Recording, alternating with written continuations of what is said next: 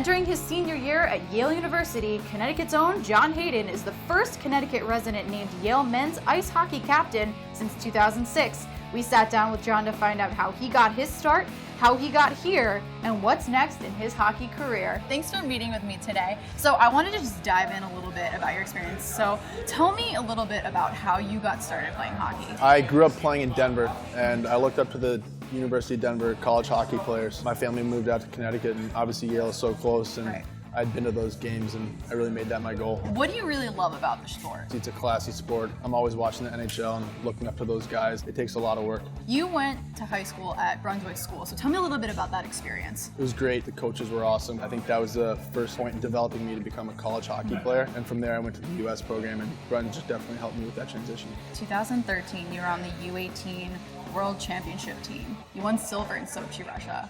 What was that experience like? That was incredible. Hockey is really a brotherhood, so we're moving out to Ann Arbor for 2 years. We're all in the same boat, leaving our families in high school. Similar to Brunswick, I think that experience helped me transition to the Yale level. In that same year, the Blackhawks drafted you in the 3rd round. What was your experience like draft night? Going into the draft, I had no idea who was going to select me. I met with a lot of teams at the Combine in Toronto, and that was obviously a pleasant surprise. Such a professional organization, first class, with that championship culture. I go there every summer for prospect camp. It's awesome learning from the staff because they obviously know what it takes to win, and they know how to develop players. They've been pushing to sign you. They want you so bad, but you decided to finish your senior year with Yale. So what really prompted you to make that decision? A lot of factors.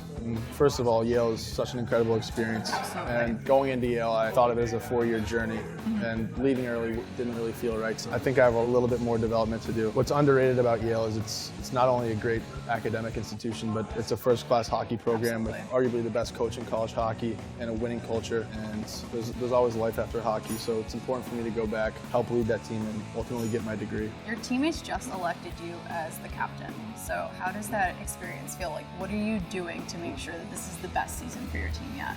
Yeah, that was a real honor being elected by my teammates. I think for me, it's just about learning from the last 3 captains, and I'm just going to be myself and play my game. And we have a really good team this year, and I'm looking forward to it. I think we can win a lot of championships this year. You're finishing out your year. You are a poli-sci major, so what are really your next steps? I want to have a long career in the NHL, and I understand it's a process. So for me, it's just about taking it year by year, and it starts with working here in the summer. This is obviously the peak development time of the year where you really can focus on training and developing without school or the season interfering. I think I've been improving each year pretty steadily at Yale, and I want to continue that and take strides this year to take me to the pro level. As a bigger guy on the ice, it's important for me to develop my speed. Quickness is so important. If you watch the NHL now, it's such a fast game. I want to adapt with the sport and continue to develop my speed. That's another reason I'm staying at Yale. I think I can get faster and even think the game faster. You've also just spent a little bit of time with the Blackhawks doing their developmental camp. So what did they do with you there? It's really just about learning their systems and seeing their culture. You can't get a lot of pure development done in 1 week, but if you could take what they teach you and bring it into the rest of the summer and into the fall, wherever you go, that'll help in the long run. I've been bonding with the staff, meeting some of the players, and really just enjoying the city because hopefully I'll be spending many years there. You're graduating. Do you plan on signing right after? Going right back into the show? As of now, I'd like to sign right after my Yale season ends. There's a lot between now and then, and I think it's beneficial for me to just worry about the moment and focus on having a good season at Yale, and I think the rest will take care of itself.